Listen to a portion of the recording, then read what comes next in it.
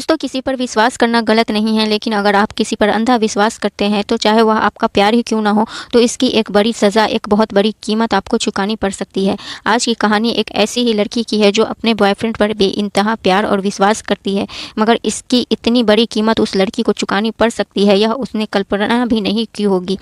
साल 2016 में घटी इस घटना ने हर किसी को झकझोर कर रख दिया था। प्यार से शुरू होकर हैवानियत की इंतहा तक पहुंचने वाली इस पूरी कहानी के बारे में जब आप जानेंगे तो आप भी शॉक्ड रह जाएंगे। दोस्तों, तो आखिर क्या है आज की इस पूरी कहानी में, चलिए जानते हैं। सब कुछ डिटेल में बताने जा रही हूँ। पूरी कहानी से हम सभी के लिए एक बहुत बड़ी सीख भी सीखने को मिलेगी, तो वीडियो को आखिर तक ज़रूर देखिएगा और आखिरी तक बने रहिएगा। मैं बिन्ते ज़रीन आप सबका इस नई कहानी में स्वागत करती हूँ।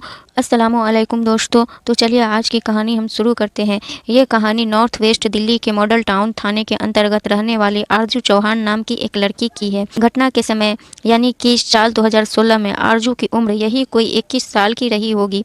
वह दिल्ली यूनिवर्सिटी के लक्ष्मीबाई कॉलेज के हिंदी ऑनर्स से फाइनल ईयर की पढ़ाई कर रही थी।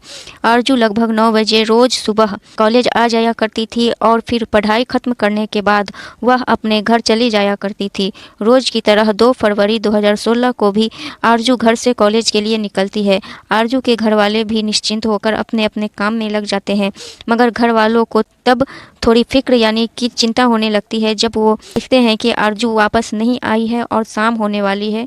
शाम हो गई है और आरजू वापस अभी तक नहीं लौटी है। आरजू के माता पिता आरजू के कुछ जानने वाले दोस्त से फ़ोन करके आरजू के बारे में जानकारी लेने की कोशिश भी करते हैं, मगर वो भी कहते हैं कि उनको आरजू के बारे में कुछ भी पता नहीं। शाम ज़्यादा होने पर आरजू के माता पिता अपने कुछ और जानने वाले दोस्तों यानी कि रिश्तेदारों को भी फ़ोन करते हैं तथा उनसे आरजू को ढूंढने की मदद करने के लिए अपील करते हैं।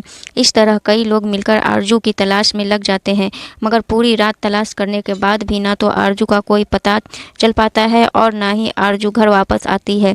अब अगली सुबह यानी कि 3 फरवरी 2016 को आरजू के माता पिता लक्ष्मीबाई कॉलेज जाकर अपनी बेटी के बारे में पता लगाते हैं। यहाँ आकर आरजू के बारे में उन्हें कुछ ऐसी बातें पता चलती है जिनके बारे में शायद उन्होंने पहले कभी भी सोचा नहीं होगा। आरजू के दोस्तों और कॉलेज रिकॉर्ड से यह पता चलता है कि आरजू रोज़ कॉलेज आती तो थी, मगर वह सिर्फ 9 बजे से 10 बजे के बीच एक क्लास करते कॉलेज से बाहर निकल जाया करती थी। फिर वह 1 से 2 बजे के बीच होने वाली एक क्लास के लिए फिर से कॉलेज वापस आ जाती थी। माता पिता के लिए यह खुलासा थोड़ा हैरान करने वाला था, मगर यह सच्चाई थी जिसे नकारा नहीं जा सकता था। इसके बाद कॉलेज प्रशासन आरजू के माता पिता की मुलाकात आरजू के कुछ दोस्तों से करवाते हैं। उनसे पता चलता है कि अक्सर 10 बजे तक क्लास खत्म करने के बाद आरजू कॉलेज के बाहर निकल जाती थी। यहाँ पर एक लड़का आरजू को रिसीव करने आता था। इस बारे में जब और इंक्वायरी की जाती है तो आरजू के कुछ करीबी दोस्त बताते हैं कि आरजू ने 1-2 बार उस लड़के के बारे में अपने दोस्तों को बताया था कि इससे उसकी शादी होने वाली है। अब इस खुलासे के बाद मामले की जानकारी मॉडल टाउन थाने को भी दे दी जाती है। सारी जानकारी लेने के बाद पुलिस वाले भी कॉलेज आ जाते हैं। यहाँ आकर वह सबसे पहले सीसीटीवी फुटेज खंगालते हैं। 2 फरवरी की सीसीटीवी फुटेज देखने पर पता चलता है कि कॉलेज से निकलकर आरजू किसी लड़के के साथ कार से जा रही है। आरजू के माता पिता उस लड़के की पहचान नवीन खत्री के तौर पर करते हैं। 23 साल का नवीन खत्री आरजू के ही पड़ोस में रहने वाला लड़का था। अब पुलिस इन्वेस्टिगेशन आगे बढ़ाई जाती है तो खुलासा होता है कि दरअसल आरजू और नवीन आसपास में ही रहते थे।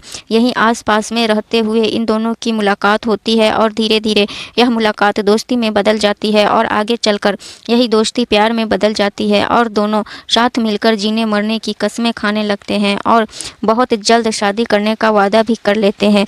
दोनों अपने इस फैसले के बारे में अपने अपने परिवार वालों को भी बताने का फैसला करते हैं।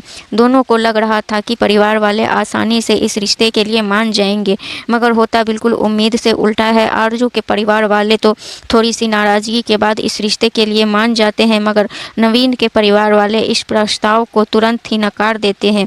पुलिस की जांच में आगे खुलासा होता है कि दरअसल नवीन जाट समुदाय से था, जबकि आरजू राजपूत थी। नवीन के परिवार वाले अपने बेटे के लिए जाट लड़की ही चाहते थे, इसलिए वह इस रिश्ते को नकार देते हैं। नवीन के परिवार वाले न सिर्फ इस रिश्ते को मना करते हैं बल्कि वह नवीन को सख्त हिदायत देते हैं कि वह आज के बाद आरजू से मुलाकात भी ना करे। नवीन के परिवार वाले की बात मान लेता है और आरजू से बातचीत करना तथा मिलना जुलना बंद कर देता है, मगर ऐसा लंबे समय तक नहीं चल पाता है तथा परिवार वाले की नज़र से छिपकर वह दोनों एक बार फिर से मिलना जुलना शुरू कर देते हैं। इधर इन दोनों के बीच मुलाकातों का दौर चलता रहता है और उधर नवीन के परिवार वाले अपने बेटे के लिए एक दूसरी लड़की की तलाश में लग जाते हैं। कुछ समय की मेहनत के बाद अपनी पसंद की एक लड़की से नवीन का रिश्ता तय कर देते हैं। यह सब कुछ फाइनल होने के बाद तय किया जाता है कि 4 फरवरी 2016 को नवीन की शादी कर दी जाएगी। जांच में सामने आता है कि भले ही नवीन की शादी कहीं और फिक्स हो गई थी, मगर वह फ़ोन के ज़रिए लगातार आरजू के संपर्क में बना हुआ था। इसके अलावा दोनों एक दूसरे से मिला भी करते थे, इसलिए पुलिस वाले नवीन को ही सस्पेक्ट मानते थे।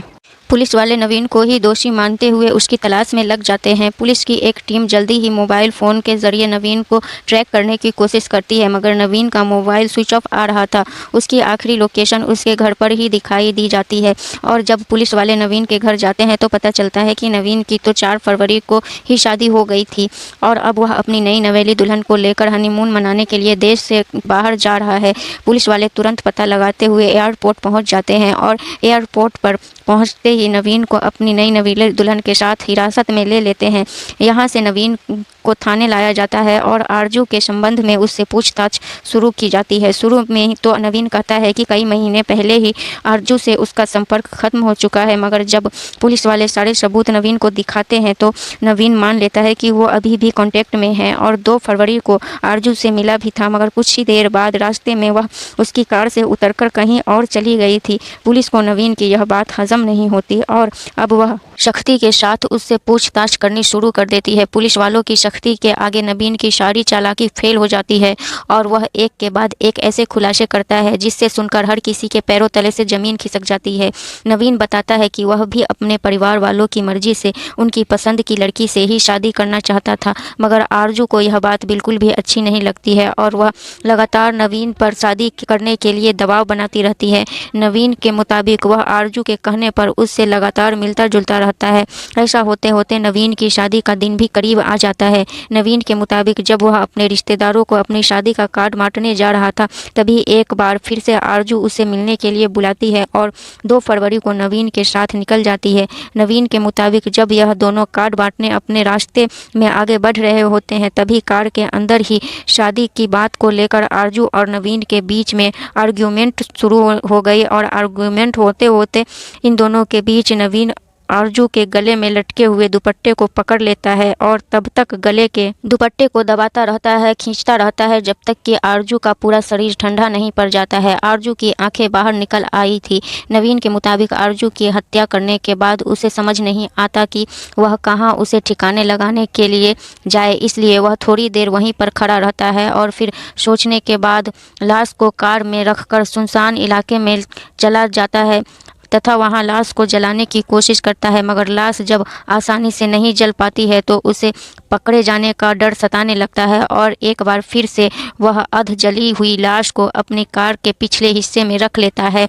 पकड़े जाने के डर के बीच ही वह आरजू की लाश को कार में रखकर कार्ड बांटने के लिए निकल जाता है और अपने कुछ रिश्तेदारों के यहाँ कार्ड देकर एक बार फिर से लाश को ठिकाने लगाने के लिए जुगाड़ में लग जाता है।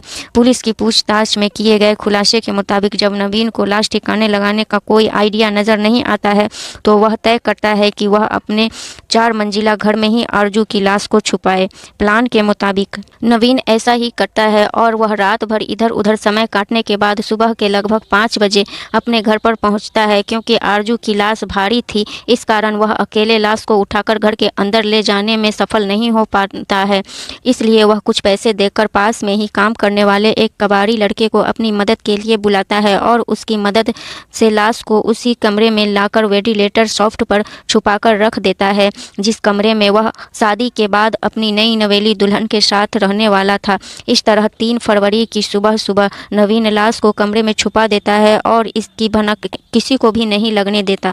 लाश की बदबू पूरे घर में ना फैले इसलिए वह पूरे दिन घर में लगातार परफ्यूम छिड़कता रहता है। नवीन तो अपना गुनाह छिपाने के लिए परफ्यूम छिड़क रहा था, मगर घर वाले को लगता है कि वह अपनी शादी की खुशी में लगातार घर में खुशबू छिड़क रहा है। इधर आरजू की लाश घर में पड़ी हुई थी और उधर प्लान के मुताबिक 4 फरवरी को नवीन अपने घरवालों की पसंद की लड़की से ही शादी कर लेता है और अपनी नई नवेली दुल्हन को इसी कमरे में लेकर आता है जहां शिफ्ट पर आरजू की लाश रखी हुई थी। नवीन के इस खुलासे के बाद हर कोई हैरान रह जाता है और फिर उसी की निशानदेही पर पुलिस वाले उसके घर पे छापेमारी करती है और आरजू की लाश बरामद कर लेती है। इस घर में लगभग 100 से ज़्यादा परफ्यूम तथा रूम स्प्रे की बोतल बरामद की जाती है। यह सभी बोतल पिछले 2-3 दिनों के अंदर घर के अंदर छुपी हुई लाश की बदबू को छुपाने के लिए इस्तेमाल की गई थी। इस पूरे खुलासे के बाद नवीन को गिरफ्तार कर लिया जाता है। इसके अलावा पुलिस परिवार के अन्य लोगों को भी शक के आधार पर हिरासत में ले लेती है। इस पूरे मामले के खुलासा होने से पहले ही नवीन के पिता राजकुमार पुलिस की पकड़ से लापता हो जाते हैं। जांच करने पर यह बात सामने आती है कि नवीन के पिता राजकुमार एक हत्या के केस में साल 2005 से ही तिहाड़ जेल में बंद थे और वह 2 दिन पहले ही अपनी बेटे की शादी के लिए जेल से पैरोल लेकर बाहर आया था। पिता के अलावा इस पूरे मामले में नवीन के भाई जीजा समेत कई लोगों को आरोपी बताते हुए हिरासत में ले लिया जाता है तथा मामले की बेहतरीन जांच के लिए इस पूरे केस को क्राइम ब्रांच को सौंप दिया जाता है। इस पूरे केस के खुलासे के बाद हर कोई तब तक हैरान रह जाता है जब तक यह पता नहीं चल पाता है कि एक तरफ आरजू BA फाइनल ईयर की स्टूडेंट थी, जबकि लड़का नवीन महज 10वीं पास था। इसके बावजूद उसने आरजू को अपने प्यार में कैसे फंसा लिया था। फिलहाल इस केस के बारे में आज भी आरोपी जेल में ही है, जबकि आरजू का पूरा परिवार कभी न मिटने वाले दर्द के साथ आज भी जी रहा है। दोस्तों, इस पूरी कहानी के बारे में आप क्या सोचते हैं, आप क्या फील करते हैं और आपकी क्या राय है, हमें कमेंट में ज़रूर बताइएगा। और हमारा काम अगर आप सभी को पसंद आता है तो हमारे वीडियोज़ को लाइक शेयर ज़रूर कीजिएगा और हमारे चैनल को भी सब्सक्राइब कीजिएगा और जितना ज़्यादा हो सके इस कहानी को शेयर कीजिएगा ताकि लोग अवेयर हो सके। वीडियो को पूरा देखने के लिए आप सबका धन्यवाद।